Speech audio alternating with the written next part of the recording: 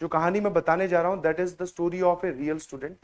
एक बच्ची थी नंदनी करके, है, जब मैं ऑफलाइन में पढ़ाता था तो वहां पर एक बच्ची थी नंदनी करके, ठीक है। उसने 11th 12th में कोचिंग ली। ध्यान सुनिएगा प्लीज, क्योंकि अगर वो कर सकती है, मैं कर सकता हूं, तो तुम में से कोई सा भी कर सकता है। क्योंकि उस बच्ची को मैंने 2 साल तक देखा। मेरी बात ध्यान सुनना।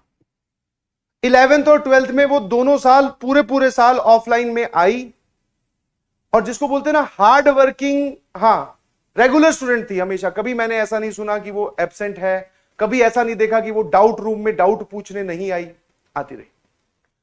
बट दिक्कत क्या हो रही थी, वो चीजों को रटने की कोशिश कर रही थी 11th और 12th में। अच्छा, ऐसा एक सवाल करवा दिया, अच्छा ऐसा मैं कर सकती हूं। उसके अलावा जैसे ही सर आपने वैल्यू n की 5 की जगह 6 की, अब मैं फंस गई। तो उस टाइप की मेंटेलिटी के साथ वो कर रही थी काम 2 सालों तक, ठीक है। हाँ, और मैं नहीं पढ़ा रहा था उसको, कोई और टीचर पढ़ा रहे थे, क्योंकि वो डाउट पूछने जनरली मेरे पास आ जाती थी, ठीक है।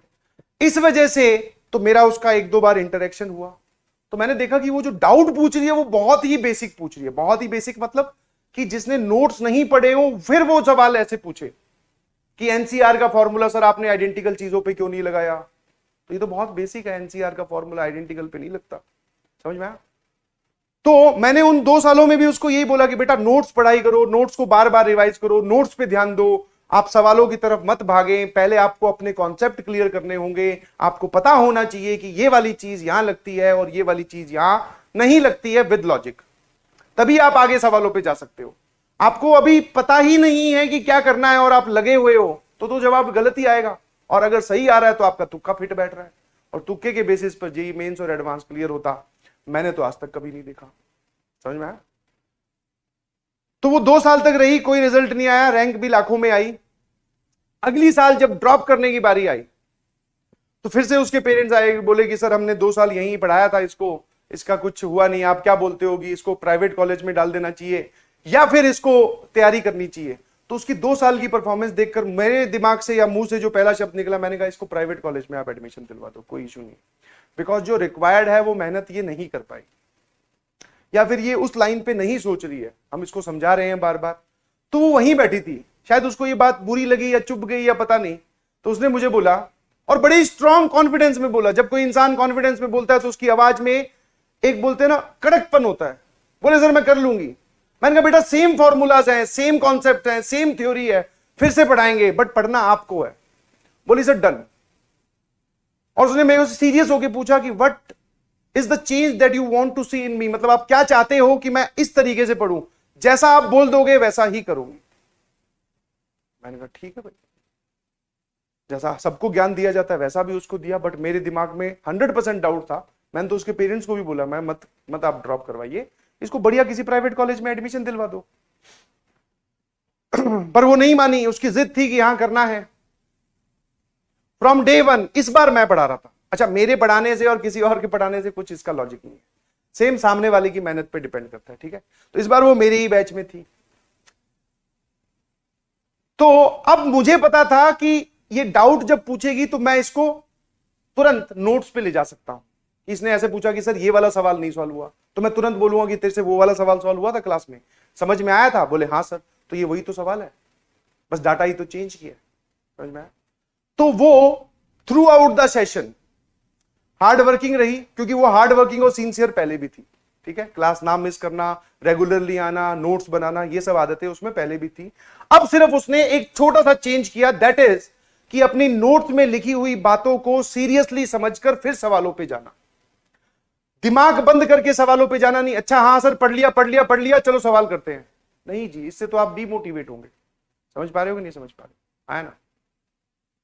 और जब मैंने बोला कि बेटा अब आप ध्यान रखना, पूरे साल में आपको सिर्फ एक ही चीज करनी है कि नोट्स का जो भी मैं बात पूछूं, हटाओ सवालों को, बोर्ड्स मतलब ये मॉड्यूल के सवाल बाद में पूछूंगा। मैं जब ये पूछ लूं कि बेटा वहां पर वो सवाल करवाया था उसका लॉजिक क्या है, वो क्लियर होना चाहिए। बोले सर डन, आप पूछ लीजिएगा। और शुरू के 10-15 दिन में उसकी 2-3 बार मुझसे मुलाकात हुई इसी सेशन को लेकर, और उसे 2-3 बार पूछा मैंने, 1-2 बार अटकी भी, पर उसको समझ में आ गया कि ये मास्टर तब तक नहीं छोड़ेगा जब तक मैं नोट्स ढंग से ना पढ़ूं। समझ में आया कि नहीं समझ? और फिर उसको ये बात खुद अपने आप समझ में आ गई कि अगर हमारे पास हमारे नोट्स में लिखी हुई एक एक बात हमें क्लियर हो और हमारे नोट्स सटीक तरीके से बने हुए हो, तो अगर कहीं से रैंक आ सकती है, कहीं से भगवान के दर्शन हो सकते हैं, कहीं से IIT जेई में जाने का रास्ता खुलता है, तो वो नोट्स ही है। समझ में आया? खूब मेहनत की, खूब पढ़ाई की, लॉजिकली जब आपको एक बार लगने लगता है, आप एक बार वो चीज पकड़ लेते हो कि अच्छा इस पे ये नहीं करना था, ये करना था, इसका कारण ये है, तो आपको मजा आने लगता है। समझ में आया? आपको फिर मजा आने लगता है, हाँ यार इस बार मैंने सोच लिया, अगली बार और सोच लूंगा। एक सवाल में, फिर 2 सवाल में, फिर 10 सवाल में, फिर हर एक सवाल में आप ऐसा ही करते हैं। और जब आप ऐसा करते हैं तो आप कॉन्सेप्चुअली स्ट्रांग होते हैं। और कॉन्सेप्चुअली जब कोई इंसान स्ट्रांग होता है तो फिर फर्क नहीं पड़ता कि आपके सामने मेंस का सवाल है कि एडवांस का सवाल है। समझ में आया? और फाइनली जब जेई की रैंक आई तो जेई में थोड़ी सी पीछे रैंक आई, 17-18 हजार के करीब, बट मेंस में बहुत तकड़ा फोड़ा।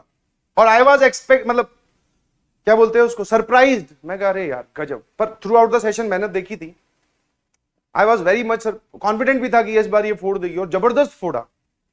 करीबन करीबन शायद 3000 के अंदर रैंक आई थी जेई मेंस में। अभी MNIT में पढ़ रही है, इलेक्ट्रॉनिक्स ब्रांच के साथ, Malviya Nagar national institute of technology Jaipur. ठीक है, तो मैं ये नहीं बोल रहा हूं कि भैया, ये एक जस्ट एक एग्जांपल है टू बूस्ट योर सेल्फ, अपने आप को मोटिवेट करें। और दूसरा सबसे इंपॉर्टेंट बात है बेटा, नोट्स में जो जो बात लिखवाई जाए सबसे पहले वो क्लियर होनी चाहिए। DPP, मॉड्यूल, NCERT वो सब लाइन में बाद में आते हैं, और आप इसकी कीमत पता नहीं जानते हैं कि नहीं जानते हैं। इनफैक्ट बहुत सारे लोग तो बना भी नहीं रहे हैं notes, I know very well. In fact यहां पर क्या, जब 30 बच्चों की क्लास होती थी सामने, उन 30 में से सिर्फ 20 बना रहे होते, 10 तो वहां भी बोलते ना गड़बड़ कर जाते थे। सर लिख तो लेंगे, ड्रॉपर होते हैं उनके तो अलग ही चौंचले होते हैं, जिसको आप बोलते हो सर लिखा तो हुआ है। अबे अगर वो इसी लिखे हुए से तेरा भला होता तो अब तक हो जाना चाहिए था। तो please be consistent in class. Class में बोली हुई हर एक छोटी से छोटी बात, कोई भी आपको अगर कोई नई चीज समझ में आए तो ऐसे नहीं बोला जा रहा है कि ऐसे बनाकर इसके अंदर लिखो, क्योंकि यही चीज है जो आपको बार बार कॉन्सेप्चुअली स्ट्रांग बनाएगी। Do you got this? समझ में आया? और आपके नोट्स अगर वैसे ही हैं जैसे मैंने यहां छपवा रखे हैं तो उससे भी कोई फायदा नहीं है, क्योंकि जितने ज्यादा इस टाइप के बादल आपकी कॉपी में बने हुए होंगे, उतनी चीजें आपने खुद सीखी क्लास में पढ़कर, और वो आपने वहां लिख दी ताकि हमें याद रहे एंड तक। समझ में आया?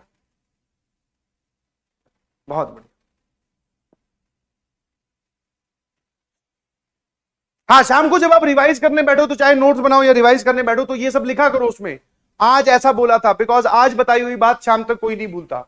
आज बताई हुई बात 10 दिन बाद में हर कोई भूल जाएगा। बट सर मुद्दा तो 10 दिन का है ही नहीं, हमें तो जेई मेंस देना है, जेई एडवांस देना है आज से करीबन करीबन 1 साल या 1.5 साल के बाद। समझ पा रहे हो? तो तब तक कैसे याद रहेगी जब तुम्हें आज वाली बात 2 दिन बाद तक नहीं याद रहती? तो लिखिए अपने नोट्स। क्या मेरी बात समझ गए? है ना? प्लीज।